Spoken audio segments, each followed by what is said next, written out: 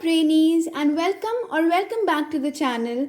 I am your Brainy mentor, and today we'll be doing chapter number 4 of your book, that is International Organizations. ठीक है, अब first page पे आपको क्या करना है? ओनली ओवरव्यू से पढ़ने की कुछ ज़रूरत नहीं है, जस्ट कम ओवर है. यहाँ पे आपको दिया यूनाइटेड नेशंस का लोगो, बस आपको यही करना है. क्या लिखा है? The emblem has a world map with olive branches around it. ये जो ब्रांचेस हैं ये ऑलिव की ब्रांचेस हैं. इनसे क्या पता चलता है? These signify world peace. बस आपको इस पेज से इतना ही करना है. This overview is not at all important. Okay, so the first sub topic that we have is why international organisations.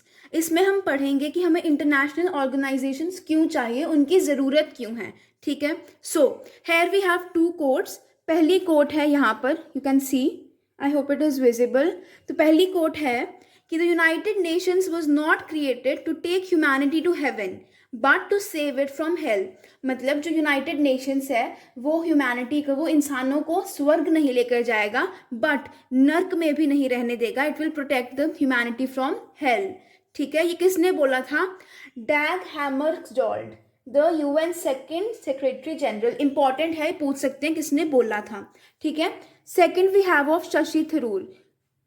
यहाँ पर शशि थरूर ने बोला था कि yes the UN is a talking shop. There are a lot of speeches and meetings at the UN but क्या बोलते हैं? Jaw is better than war.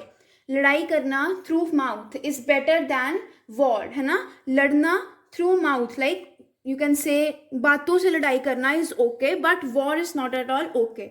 ठीक है, अब UN is a place where countries in the world can get together, bore each other sometimes with their words.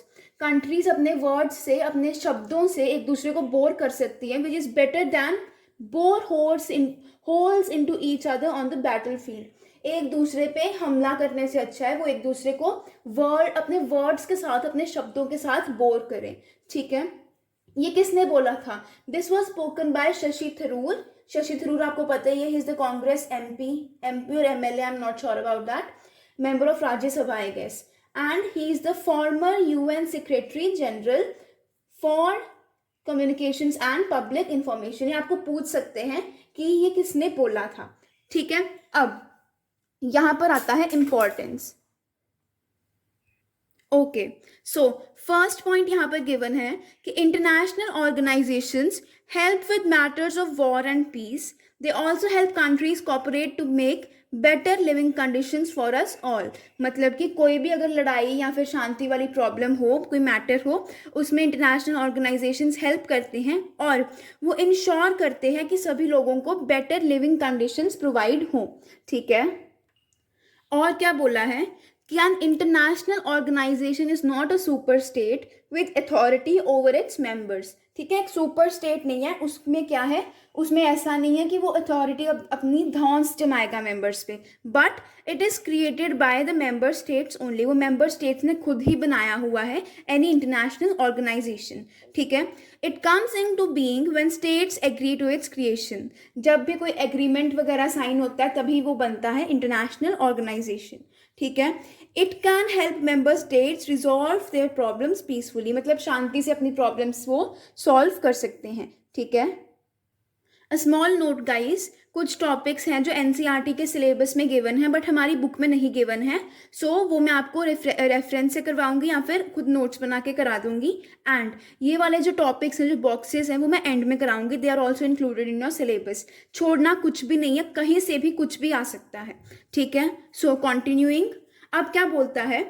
An international organization can help produce information and ideas about how to cooperate. मतलब information ऐसी होगी कि corporation कैसे कर सके. फिर वो कुछ मतलब रूल्स बना सकती है, कुछ ऐसे मतलब यू कैन से रूल्स एंड ऑल निकाल सकती है जिससे मेंबर्स का क्या कॉन्फिडेंस बढ़े. ठीक है, कॉन्फिडेंस बढ़े टुवर्ड्स द इंटरनेशनल ऑर्गेनाइजेशन. ठीक है, सो हम ये कह सकते हैं कि जो हमारे इंटरनेशनल ऑर्गेनाइजेशंस हैं वो इंश्योर करते हैं कि जो हमारे फंड्स वगैरह हैं या फिर जो भी बेनिफिट्स हैं वो फेयरली डिवाइड हो रहे हैं, सब कंट्रीज़ को बराबर आ रहे हैं। और ये भी कि अगर एक मेंबर ज्वाइन कर लेता है उस इंटरनेशनल ऑर्गेनाइजेशन को, तो उसको टर्म्स एंड कंडीशंस को फुलफिल करना होगा, वो टर्म्स एंड कंडीशंस माननी भी होगी। ठीक है, अब यहाँ पर ऊपर हमारी डेट्स हैं कुछ, these are the important dates जिन पर मैंने स्क्वायर बनाया, जस्ट डू देम प्रॉपरली। ठीक है, फर्स्ट हमारी आती है 1941 अगस्त, about the Atlantic charter, important है, ये भी पूछ सकते हैं किस किसने साइन की थी। सो किसने की थी? US president Franklin D Roosevelt, then British PM Wilson S Churchill.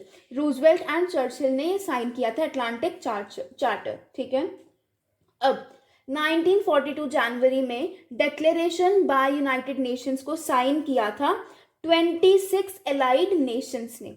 ठीक है, समझ आ रहा है? उसके बाद 1943 दिसंबर में क्या हुआ था? तेहरान कॉन्फ्रेंस डिक्लेरेशन हुई थी। कौन सी तीन कंट्रीज ने की थी? US, Britain and the Soviet union. ठीक है, 1945 फरवरी में याल्टा कॉन्फ्रेंस हुई थी of Roosevelt, Churchill and Stalin. Roosevelt was of US, Churchill था ब्रिटिश and Stalin का आई गेस रशिया के थे वो। देन 1945 जून 26, ठीक है, जून 26 1945 को यूएन चार्टर साइन किया था 50 कंट्रीज ने।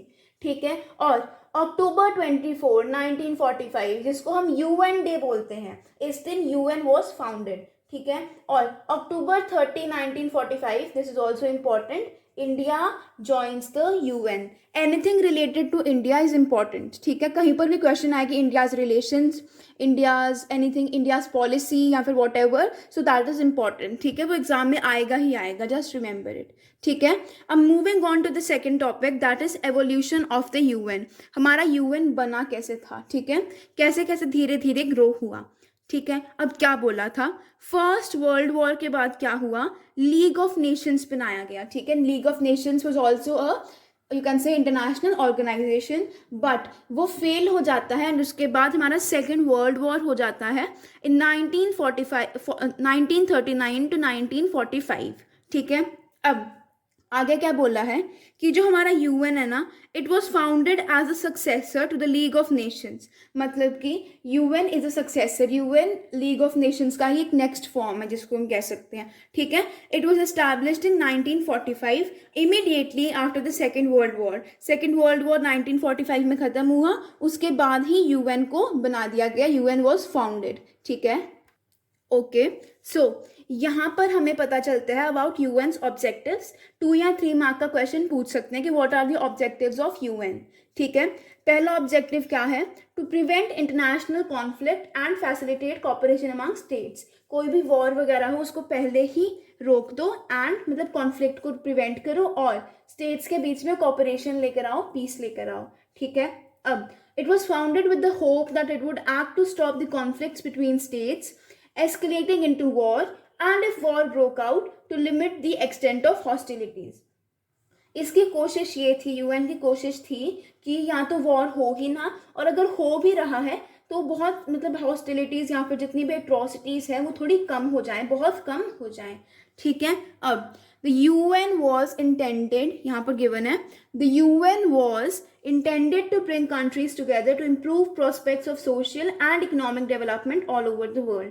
यूएन की कोशिश थी कि सभी कंट्रीज जो वर्ल्ड की हैं वो एक साथ आ जाए ताकि उनकी सोशल एंड इकोनॉमिक डेवलपमेंट होने लग पड़े। ठीक है, अब आगे क्या बोलता है कि 2011 में यूएन के मेंबर्स हो गए थे 193। इंपॉर्टेंट, कितने मेंबर्स थे? 193, यू हैव टू रिमेंबर। ठीक है, अब जो यूएन की जनरल असेंबली है उसमें हर एक कंट्री का एक एक वोट है। ठीक है, बट जो हमारी सिक्योरिटी काउंसिल है वहां पर देखो क्या है, ये देखो, in the UN Security Council there are 5 permanent members. 5 permanent members कौन से हैं जिनके पास वीटो पावर है? कौन से? United states, Russia, United kingdom, France and China. ठीक है, अब इनको परमानेंट मेंबर्स क्यों बनाया? Because they were very powerful after the second world war, और वो जीतते थे सेकेंड वर्ल्ड वॉर को। ठीक है, they were among the allied powers जो जीती थी। ठीक है। अब आगे यहाँ पर बोला गया है अबाउट द सेक्रेटरी जनरल। क्या बोला गया है देखो, the present secretary general is Antonio Guterres. ठीक है, 9th secretary general of the UN, 9th number पे आते हैं वो। ठीक है, और क्या बोला गया है, he took over as the secretary general on 1 जनवरी 2017। 1 जनवरी 2017 को वो सेक्रेटरी जनरल बनते हैं। ठीक है, before that he was the prime minister of Portugal. He was the Prime Minister of Portugal from 1995 to 2002, and he was United Nations High Commissioner for Refugees in 2005 to 2015. ठीक है, आपको ये याद रखना है। अब आगे we have some important agencies. Agencies के नेम्स याद रखने हैं। We have World Health Organization, then we have UN Development Programme, then Human Rights Commission, then High Commission for Refugees, then Children's Fund and Educational Scientific and Cultural Organization, जिसको हम UNESCO बोलते हैं। ठीक है, इनके नेम्स याद रखने हैं, इनके फंक्शंस एंड ऑल जो भी एक्स्ट्रा टॉपिक है that is given in your syllabus, वो मैं आपको कराऊंगी इन द एंड। ठीक है, अब नेक्स्ट टॉपिक आता है reforms in the UN after the cold war. तो अब देखो यहाँ पर क्या बोला गया है, देखो यूएन में 2 काइंड्स ऑफ रिफॉर्म्स के बारे में सोचा गया। First reform was reform of organisation structures and processes, and second था review of the issues that fall within the jurisdiction of the organisation. मतलब ऑर्गेनाइजेशन का जो स्ट्रक्चर है, फॉर एग्जांपल यहाँ पर 5 सुपर पावर्स हैं, तो उन 5 सुपर पावर्स नहीं 5 परमानेंट मेंबर्स हैं, तो उनको बढ़ाना चाहिए।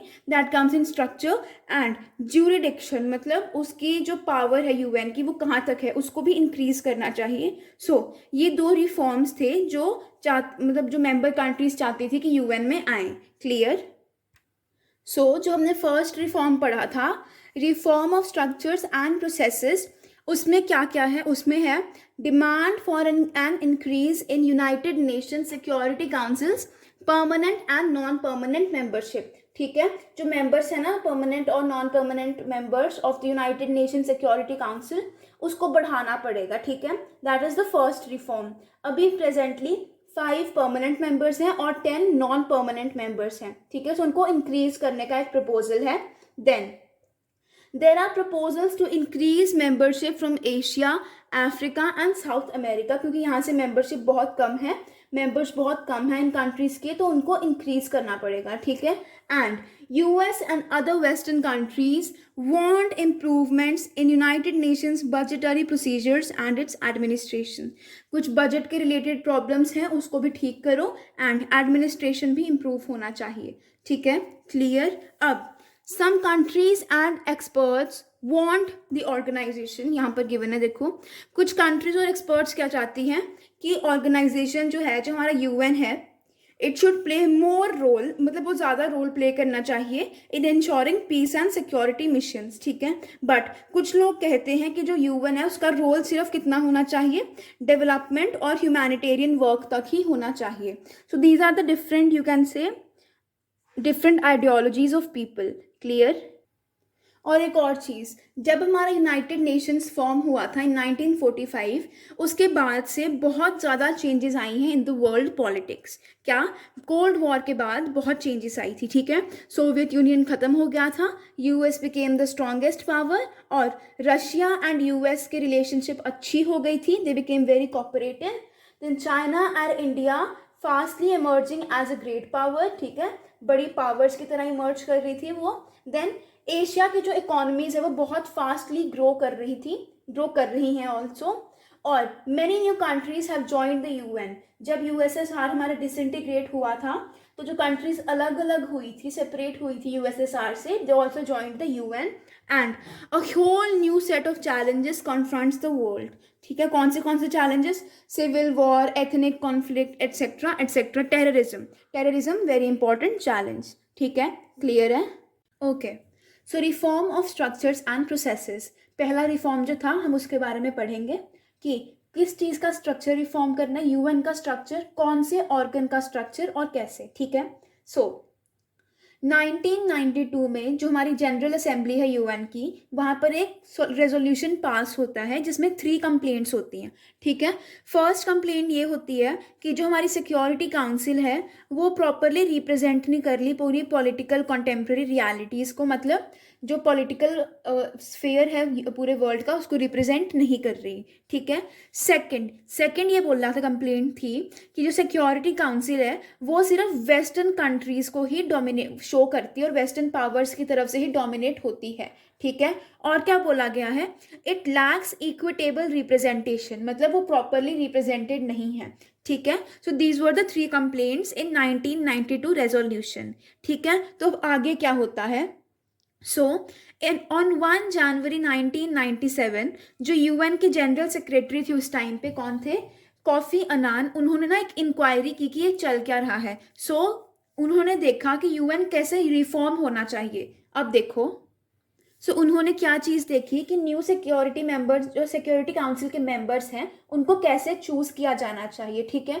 सो एक वो क्राइटेरिया बनाया गया कि a new member should be, तो ये कुछ क्राइटेरियाज हैं very important for exam point of view, learn कर लेना। It should be a major economic power, ठीक है, a major military power, a substantial contributor to the UN budget, मतलब UN को कॉन्ट्रीब्यूशन देते रहने वाला वो वाला होना चाहिए। A big nation in terms of population, जिसकी पॉपुलेशन ज़्यादा है। A nation that respects democracy and human rights, जिस नेशन में डेमोक्रेसी भी है एंड ह्यूमन राइट्स की भी प्रॉपर प्रोटेक्शन है, ठीक है। And a country that would make the council more representative of the world's diversity in terms of geography, economic systems and culture। ऐसी कंट्री जिससे हमारी यूनाइटेड नेशन सिक्योरिटी काउंसिल और ज़्यादा रिप्रेजेंटेटिव हो जाए, ठीक है। अब इस क्राइटेरिया को देखो, क्राइटेरिया तो बहुत अच्छा था, but where was the problem, problem was कि यहाँ पे कोई फिक्स्ड नहीं था। इवन इफ देखो यहाँ पे है क्राइटेरिया वॉज प्रॉब्लमैटिक, ठीक है, मतलब कि हमें ये नहीं पता था कि कितनी बड़ी इकोनॉमिक पावर होनी चाहिए, कितनी बड़ी मिलिट्री पावर होनी चाहिए, कोई ऐसे प्रॉपर यू कैन से प्रॉपर कोई डिस्क्रिप्शन नहीं दी गई थी कि क्या क्राइटेरिया अच्छा होना चाहिए, ठीक है, किस टाइप का क्राइटेरिया होना चाहिए, क्लियर। अब यहाँ पे क्या बोला गया है कि कुछ लोगों ने बोला कि जो वेटो पावर है, कुछ कंट्रीज ने बोला कि वेटो पावर को एबॉलिश कर दिया जाना चाहिए, ठीक है। कुछ कंट्रीज ये कहती हैं कि वेटो से कॉन्फ्लिक्ट बहुत हो रहे हैं, ठीक है, कंट्रीज जो है अपनी वेटो पावर गलत इस्तेमाल कर रही हैं, ठीक है। एंड अब यहाँ पर क्या लिखा गया है, देखो इधर हमारा सिक्योरिटी काउंसिल के बारे में लिखा गया है कि जो सिक्योरिटी काउंसिल है, मैंने बताया था 5 permanent members and 10 non permanent members, ठीक है। अब The main privileges of 5 permanent members are permanency and veto power। veto power तो है ही है और वो permanent है in the security council, ठीक है। नॉन परमानेंट मेंबर्स जो होते हैं वो 2 years तक रहते हैं, उसके बाद वो चेंज हो जाते हैं, ठीक है। And after that they give way to newly elected members, ठीक है। The non permanent members are elected in such way, इस तरह से इलेक्ट होते हैं कि जितनी भी कॉन्टिनेंट्स हैं सबको इक्वल रिप्रेजेंटेशन मिले, ठीक है। अब यहाँ पर this is important, this is कि what is the veto power, ठीक है। वेटो क्या होता है, तो क्या लिखा है, the permanent members can vote in a negative manner so that even if all other permanent members and the non permanent members vote for a particular decision, अगर परमानेंट मेंबर्स और नॉन परमानेंट मेंबर्स एक decision के लिए you can से accepted हैं कि हाँ वो कहते हैं एक डिसीजन इंप्लीमेंट होना चाहिए, any permanent members negative vote can stall the decision.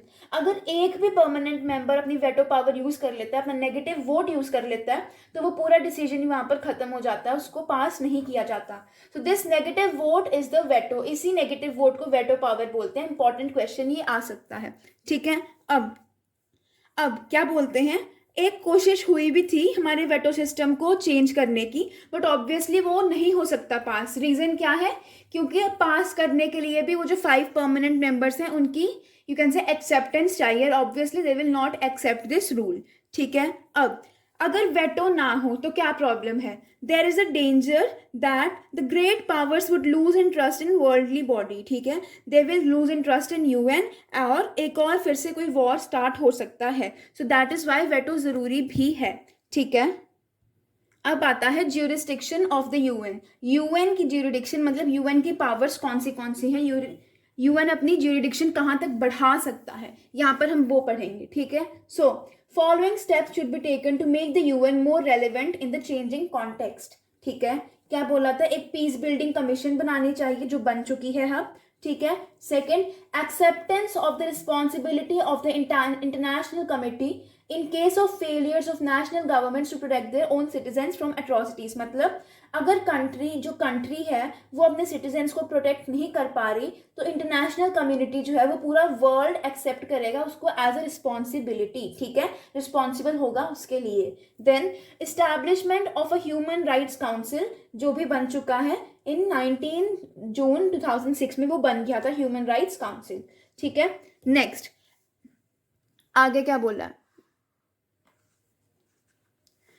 Agreements to achieve the millennium development Goals. जैसे हमारे 5 ईयर प्लान्स होते थे इन इंडिया, इकोनॉमिक स्टूडेंट्स को पता होगा, वैसे ही agreements to achieve the millennium development goals. ठीक है. अब कंडेमनेशन ऑफ टेररिज्म, मतलब टेररिज्म को प्रमोट नहीं करना है. Then creation of a democracy fund, democratic countries fund देंगी. And agreement to wind up the trusteeship council, trusteeship council को वाइंड अप करना है, मतलब खत्म करना है. क्लियर. अब India and the UN reforms, मैंने पहले भी बताया था जहां पर भी इंडिया आएगा, इंडिया के रिलेटेड कुछ भी होगा दैट इज इंपॉर्टेंट. ठीक है. So what does India say. India कहता है कि UN should be strengthened in the changing world, क्योंकि हमारा वर्ल्ड बदल रहा है तो यूएन के पावर्स को इन्हांस करना चाहिए, बढ़ाना चाहिए. ठीक है.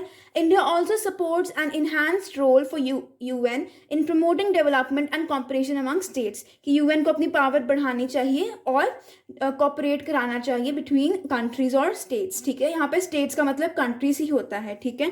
और क्या बोला गया है. India believes that development should be central to UN's agenda as it is vital precondition for maintenance of international peace and security. मतलब इंडिया चाहता है कि यूएन का मेन एजेंडा हो development, because that is very important for piece and security. ठीक है. अब India का मेन कंसर्न क्या है. एक, कॉम्पोजिशन ऑफ सिक्योरिटी काउंसिल. ठीक है. इंडिया क्या बोलता है, देखो इधर it is given in your book. क्या बोलता है. India considers that this has harmed the representative character of Security Council. जो हमारे परमानेंट मेंबर्स चेंज नहीं हो रहे एंड सिक्योरिटी काउंसिल का वो फिक्स्ड रह रहा है, तो उससे क्या हुआ है, डेमोक्रेटिक कैरेक्टर या फिर रिप्रेजेंटेटिव कैरेक्टर बहुत खराब हो चुका है सिक्योरिटी काउंसिल का. क्या बोलता है, काउंसिल को एक्सपैंड करना चाहिए, रिप्रेजेंटेशन ज़्यादा होने चाहिए. ऐसा कौन बोलता है, ऐसा इंडिया बोलता है. ठीक है. अब 1965 में यूएन की जो सिक्योरिटी काउंसिल है उसकी मेंबरशिप 11 से 15 कर दी थी. बट जो हमारे यू कैन से जो हमारे परमानेंट मेंबर्स थे वो फिक्स्ड ही रहे थे, 5 के 5 ही रहे थे. ठीक है. अब आगे क्या बोला गया है, ये देखो इधर क्या लिखा गया है. Majority of the UN general assembly members now are developing members. ये तो पता ही है, डेवलपिंग कंट्रीज हैं. So they should also have a role in shaping decisions in security council. अब वो डेवलप कर रही है तो उनका भी हाथ होना चाहिए, उनका भी रोल होना चाहिए इन द सिक्योरिटी काउंसिल. ठीक है. आगे India supports an increase in the number of permanent and non permanent members. ये तो पता ही है. ठीक है. Its representatives have argued that the activities of Security Council have greatly expanded. मतलब एक्टिविटीज़ बहुत बढ़ चुकी है, सिक्योरिटी काउंसिल के फंक्शंस बहुत बढ़ चुके हैं. ठीक है. अब इंडिया भी ऑब्वियसली चाहता है कि it should become a permanent member. जो हमने वो सारा क्राइटेरिया पढ़ा था ना कि large economy, military economy and all that, India वो सब फॉलो करता है. बट मेन इशू कहाँ पर आता है, देखो. सो मेन इशू इधर आता है कि जो पाकिस्तान है, जिसके साथ आपको पता ही इंडिया के अच्छे रिलेशंस नहीं हैं, तो वो चाहता है कि इंडिया परमानेंट मेंबर ना बने, इससे उसको प्रॉब्लम होगी. ठीक है. और कुछ कंट्रीज कहती हैं कि इंडिया की न्यूक्लियर वेपन कैपेबिलिटीज़ भी बहुत हैं, it should not be made a permanent member. ठीक है. कुछ कहती हैं कि इट्स डिफ़िकल्टीज विद पाकिस्तान के साथ जो हमारी इंडिया की लड़ाइयाँ हैं वो इतनी ज़्यादा है कि इससे इंडिया इनइफेक्टिव होगा एज अ परमानेंट मेंबर. ठीक है. कुछ और कहती हैं कि अगर इंडिया को इंक्लूड करते हो then other powers like Brazil, like Germany, Japan, South Africa, इनको भी इंक्लूड करना पड़ेगा. ठीक है. सो इसलिए India can not become the permanent member. ये कंट्रीज ऐसा यू कैन से हवाला देती हैं, ऐसे रीजंस देती हैं. ठीक है. Okay. So UN in a unipolar world. आपको पता है कि रशिया, हमारा यूएस के साथ डिसइंटीग्रेट हो गया था. Now we have only one super power that is US. तो यूएन जो है वो यूनिपोलर वर्ल्ड में क्या हेल्प करता है हमारी, we'll be seeing that. Okay. So क्या बोला गया है, यूएन में यूएस का इन्फ्लुएंस बहुत ज़्यादा है. लार्जेस्ट कंट्रीब्यूटर टू यूएन, मतलब यूएस सबसे ज़्यादा कंट्रीब्यूट करता है यूएन को in terms of money. Then क्योंकि यूएस की फाइनेंशियल पावर बहुत ज़्यादा है. अब एक और बात, जो यूएन के हेडक्वार्टर्स हैं वो तो खुद ही यूएस के अंदर लोकेटेड है ना. ये पता ही है यूएन के हेडक्वार्टर्स कहाँ पे, न्यूयॉर्क में है ना. सो खुद यूएन के हेडक्वार्टर्स ही यूएस के अंदर लोकेटेड हैं. ठीक है. अब यूएस के बहुत ज़्यादा यू कैन से ब्यूरोक्रेट्स वगैरह यूएन में है. एंड यूएस के पास वेटो पावर भी है. इसलिए क्या बोला गया है, हम फाइनल कंक्लूजन पे क्या आते हैं कि the UN is therefore not a great balance to the US, but the UN has served to bring the US and rest of the world into discussions over various disputes. मतलब UN at least इतना करता है कि कुछ problems होती है तो discussions कर सकता है और डिस्प्यूट्स को मिनिमाइज करने की कोशिश करता है. क्लियर. और यूएन एक स्पेस प्रोवाइड करता है, एक जगह प्रोवाइड करता है जहाँ पर आपके जो यूएस एटीट्यूड्स एंड पॉलिसीज़ की वजह से जो भी प्रॉब्लम्स हो रही हैं उसके लिए आपको कॉम्प्रोमाइजेस एंड कंसेशंस मिलेंगे. ठीक है. आप मतलब थोड़ा कॉम्प्रोमाइज़ वगैरह करोगे एंड ऑल दैट. ठीक है. अब moving on to the boxes. First यहाँ पर on page number 60 it is Human Rights Watch. क्या याद रखना है, research and advocacy in human rights. ठीक है. Largest international organization in US. ठीक है. इतना याद रखना है. और ये कैंपेन्स करता है लैंड माइन्स बैन करने के एंड ऑल दैट. अब ये वाला करो, IAEA international atomic energy agency कब फॉर्म हुई थी, 1957 में. ठीक है. किसके अकॉर्डिंग हुई थी, according to the proposal of Atoms for Peace. ठीक है. इतना याद रखना है यहाँ पर. समझ आ रहा है. अब दी एमनेस्टी इंटरनेशनल NGO है. NGO का फुल फॉर्म कर लेना, नॉन गवर्नमेंटल ऑर्गेनाइजेशन. ठीक है. क्या करता है, प्रोटेक्शन ऑफ ह्यूमन राइट्स के लिए बोलता है. ठीक है. Prepares and publishes reports on human rights. इतना याद रखना है. ठीक है. रिपोर्ट्स बनाता है ह्यूमन राइट्स के रिलेटेड. क्लियर. अब आता है World Trade Organization. Global trade के लिए रूल्स बनाता है और फॉर्म कब हुआ था, 1995 में as a successor to General Agreement on Trades and Tariffs. पहले GATT होता था, उसके बाद ये आ गया WT आ गया. और प्रेजेंटली इसके कितने मेंबर्स हैं, 164 मेंबर्स हैं. ये भी करना है. क्लियर. अब वर्ल्ड बैंक की जो आपको पता है 1944 में बना था. ठीक है. Activities focusing on the developing countries. ठीक है. क्या लोन्स देता है और ग्रांट्स देता है टू द मेंबर कंट्रीज. ठीक है. इतना याद रखना है. एंड हमारे पास बचा है IMF, international organization that oversees those financial institutions and regulations that act of international level. International level पे जो भी फाइनेंशियल इंस्टीट्यूशंस हैं उनको चेक करता है. ठीक है. अब कितने मेंबर कंट्रीज हैं, 189 मेंबर कंट्रीज. बट जो मेन कंट्रीज हैं वो है US, Japan, Germany, France, UK and बाकी ये सभी हैं. क्लियर. विद दिस पूरा चैप्टर खत्म होता है. आई होप आपको अच्छे से समझ आया होगा. अगर समझ आया, do like, share and subscribe to the channel. मेरे सब्सक्राइबर्स ना बढ़ नहीं रही, तो जल्दी जल्दी सब्सक्राइब कर दो, जिससे अक्टूबर तक आपका पूरा सिलेबस खत्म हो जाएगा.